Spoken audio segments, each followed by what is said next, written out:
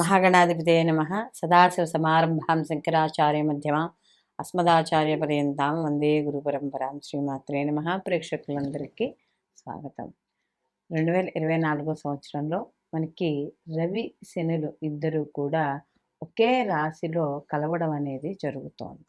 అయితే సహజంగా మనకి గోచార రీత్యా మనకి గ్రహాలు అలా కదులుతూ ఉన్నప్పుడు, అంటే ప్రతి మాసంలోనూ కూడా అలాగే వాటి నిడివిని బట్టి అవి కదులుతూ ఉండడం అనేది జరుగుతుంది. ప్రతి గ్రహము కూడా, అంటే ఒక గ్రహము ఒకే రాశిలో ఒకటి నెల రోజులు ఉంటుంది, ఒకటి 45 రోజులు ఉంటుంది ఒక గ్రహం, ఇంకొక గ్రహము ఇలా ఒక 28 రోజులని, లేకపోతే మళ్ళీ వక్రీకరించి ముందుకు వెళ్ళమని, ఇలా రకరకాలుగా మనకి వాటి యొక్క స్థితులను బట్టి మారుతూ ఉంటాయి. కొన్ని అయితే మనకి మనం చెప్పుకున్నప్పుడు సహజంగా ఇప్పుడు శని భగవానుడు అయితే 2.5 సంవత్సరాలు ఇలా ఒకే రాశిలో సంచారం చేయడం అనేది జరుగుతుంది. అయితే ఇక్కడ రవి ప్రతి మాసము ఒక్కొక్క రాశిలోకి ఆయన సంచారం చేయడం అనేది జరుగుతుంది. అలాంటప్పుడు ఇక శని భగవానుడు కుంభరాశిలో తన స్వక్షేత్రంలో మూల త్రికోణ స్థానంలో ఉండంగా, రవి కూడా ఈ 2024 ఫిబ్రవరి మాసంలో మనకి రవి కూడా అక్కడికి ప్రవేశించడం అనేది జరుగుతుంది. ఫిబ్రవరి 14వ తారీఖు నుండి ఒక నెల రోజుల పాటు, ఇంచుమించు అంటే మార్చి 13వ తారీఖు వరకు కూడా ఆయన అక్కడే సంచారం అనేది జరుగుతుంది. అయితే ఇక్కడ రవి శనులు ఇద్దరూ కూడా శత్రువులు, తండ్రి కొడుకులైనా కూడా రెండు విరుద్ధ గ్రహాలుగా మనం చెప్పడం అనేది జరుగుతుంది.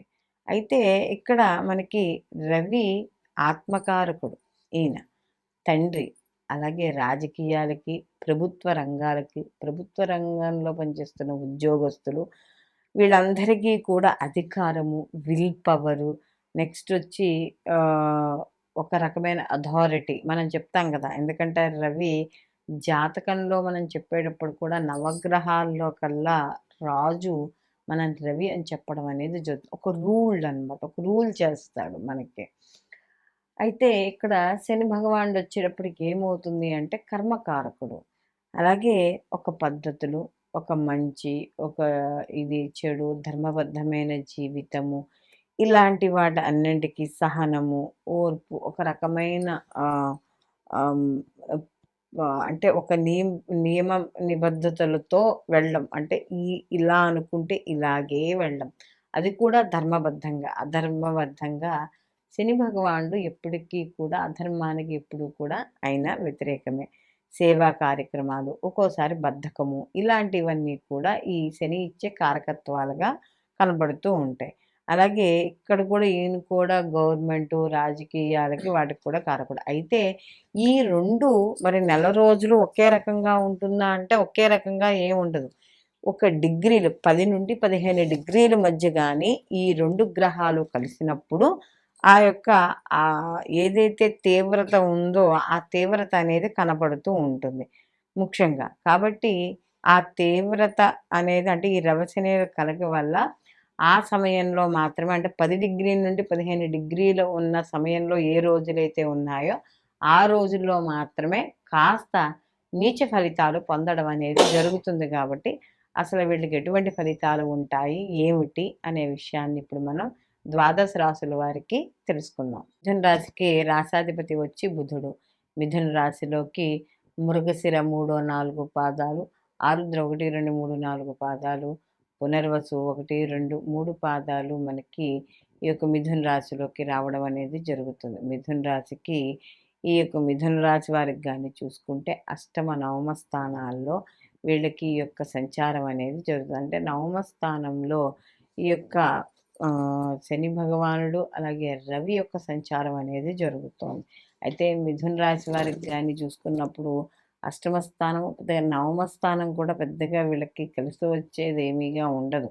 ఎందుకంటే పూర్వపుణ్య స్థానంలో ఈ యొక్క రెండు పాపగ్రహాల యొక్క కలయిక కొంత ఇబ్బందికరమైన పరిస్థితిని ఇవ్వడం అనేది జరుగుతుంది. అయితే ఇక్కడ నవమ స్థానం అనేది అయినప్పటికీ మనకి ఈ యొక్క భాగ్యస్థానం కాబట్టి ఆ భాగ్యస్థానంలో ఈ యొక్క రవి కూడా ఉన్నాడు కాబట్టి కాస్త కొంచెం అంటే కోరికలు నెరవేరడము, లేకపోతే మనకు పూర్వపుణ్యము ఇలాంటివన్నీ కూడా నైన్త్ హౌస్ మన అదృష్టాన్ని చూస్తుంది కాబట్టి కొద్దిగా మనకేమైనా వచ్చే అమౌంట్స్ కావచ్చు, ఆస్తులు కావచ్చు, ఇలాంటి విషయాలు ఏవైనా ఉంటే వాటిల్లో కొంతవరకు అప్పుడప్పుడు ప్రతికూలత లేదా ఆలస్యం అనేది కనబడుతోంది. అలాగే ఇక్కడ ఏదైనా ఒక సత్కార్యాలు చేపట్టాలనుకున్నప్పుడు అలాంటి విషయాల్లో నిర్విఘ్నంగా ముందుకు వెళ్ళమంటే ఆధ్యాత్మిక కార్యక్రమాల్లో పాల్గొనే విషయాల్లో మాత్రం ఖచ్చితంగా ముందుకు అనేది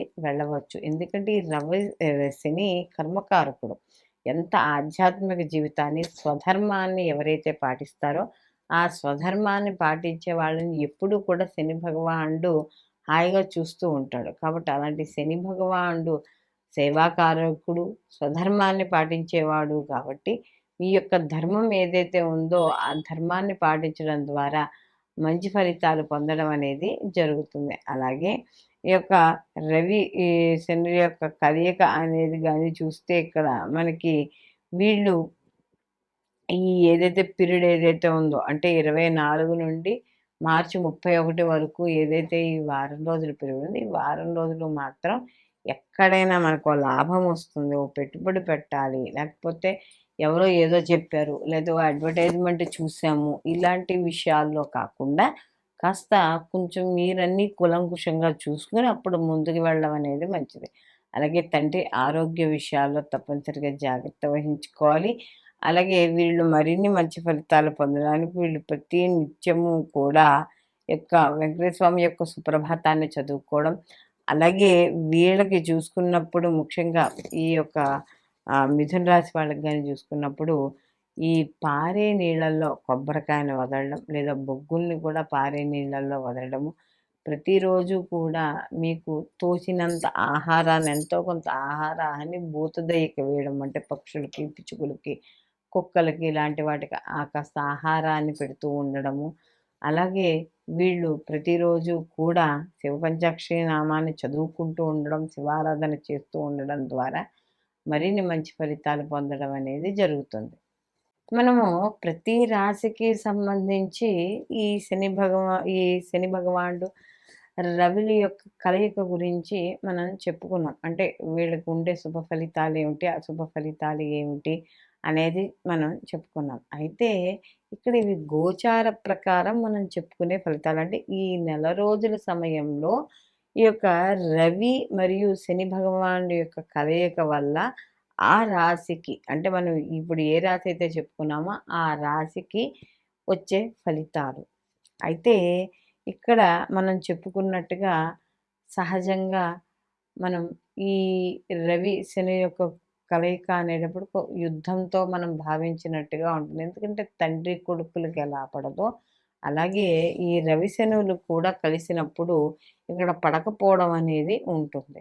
అయితే కొంత స్థితులను బట్టి కానీ వాటి యొక్క ఏవైనా శుభగ్రహ వీక్షణలు కానీ ఏవైనా ఉన్నా కూడా కొంతవరకు అనుకూలమైన ఫలితాలు పొందడం అనేది కూడా జరుగుతుంది. అయితే ఇక్కడ తన ఇంట్లోకి తండ్రి వచ్చాడు కాబట్టి ఎంతో కొంతవరకునైనా కూడా సహనం అనేది ఎందుకంటే శని భగవానుడు ధర్మానికి ప్రతీక కాబట్టి ఆయన్ని శత్రువుగా ఈయన భావిస్తాడేమో కానీ ఈయన మరీ తండ్రిని మరీ అంత శత్రువుగా ఈ శని భగవానుడు చూడు. ఎందుకంటే పెద్దలంటే గౌరవం ఉన్నవాడు, తల్లిదండ్రులను సేవించేవాడు. తల్లిదండ్రులను సేవిస్తే ఆయన యొక్క అనుగ్రహం అనేది ఖచ్చితంగా పొందుతామని అందరికీ తెలుసు. అలాంటి శని భగవానుడికి తన యొక్క ఇంట్లోకి సూర్యుడు రవి వచ్చినప్పుడు కొంతవరకు అనుకూలమైన ఫలితాలు ఉన్నప్పుడు ఉండడం అనేది జరుగుతుంది.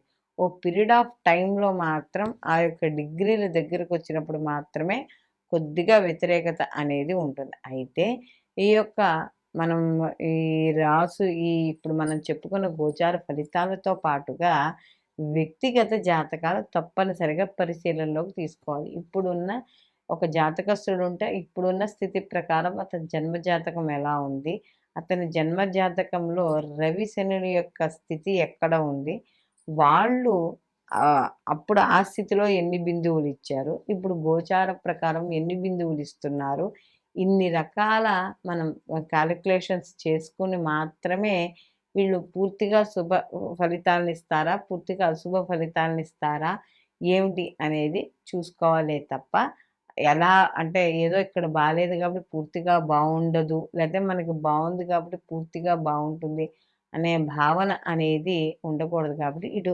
గోచారము, అటు జన్మజాతక ఫలితాలు రెండింటినీ కూడా తప్పకుండా పరిశీలనలోకి తీసుకోవాలి. సర్వే జన సుఖినో భవంతు, లోక సంస్థ సుఖినో భవంతు.